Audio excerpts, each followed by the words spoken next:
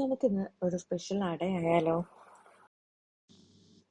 അടയ്ക്കുള്ള ഫില്ലിങ്ങിനായിട്ട് ഞാൻ കുറച്ച് തേങ്ങ, ശർക്കര, നല്ല ജീരകപ്പൊടി, ചുക്കുപൊടി, കുറച്ച് ഏലക്കപ്പൊടിയും കൂടെ ചേർത്ത് കൊടുത്തിട്ടുണ്ട്.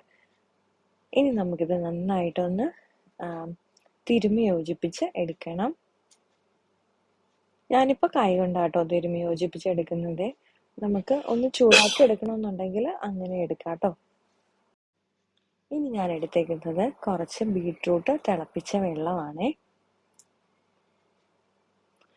ആ ബീട്രൂട്ട് തിളപ്പിച്ച വെള്ളത്തിലേക്ക് ഒരു ചെറു ചൂടുള്ളതാണ്. അപ്പം അതിലേക്ക് ഞാൻ നമ്മുടെ അരിപ്പൊടി ഒന്ന് ചേർത്ത് കൊടുത്തിട്ടുണ്ട്.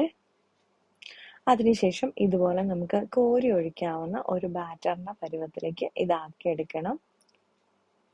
എനിക്കിപ്പോൾ വാഴയില ഇല്ലാത്തതുകൊണ്ട് ഞാൻ ബട്ടർ പേപ്പറിലാട്ടോ നമ്മുടെ അട ഉണ്ടാക്കുന്നത്. നമ്മുടെ മാവൊന്ന് കോരി ഒഴിച്ചു കൊടുക്കാം.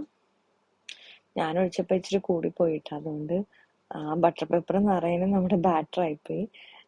അതിനുശേഷം ഒരു സൈഡിലേക്ക് നമ്മുടെ ഫില്ലിംഗ് ഒന്ന് വെച്ച് കൊടുക്കണേ. അതിനുശേഷം നമുക്ക് ഇതുപോലെ ഒന്ന് മടക്കിയെടുക്കാം. വാഴയില തയ്യാറാക്കുകയാണെങ്കിൽ ഒരു സ്പെഷ്യൽ രുചിയാ അല്ലേ. ഇനി നമുക്കിതൊന്ന് ആവിയേറ്റി എടുക്കാം.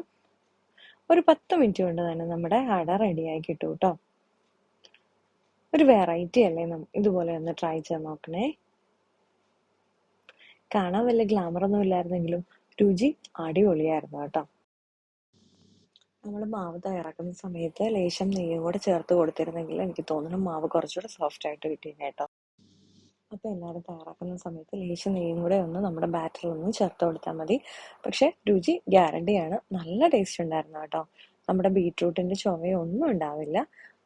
കുട്ടികൾക്കൊക്കെ ബീട്രൂട്ടൊക്കെ കഴിക്കാൻ മടിയുള്ളവരാണെന്നുണ്ടെങ്കിൽ ഇതുപോലെ ചേർത്ത് കൊടുത്തു കഴിഞ്ഞാൽ അവർ പെട്ടെന്ന് തന്നെ കഴിക്കും കേട്ടോ. ഇതിലിപ്പോൾ തേങ്ങ ശർക്കരയ്ക്ക് പകരം തേങ്ങയും പഞ്ചസാരയും ചേർത്തിട്ട് വേണമെന്നുണ്ടെങ്കിൽ നമുക്ക് തയ്യാറാക്കിയെടുക്കാം.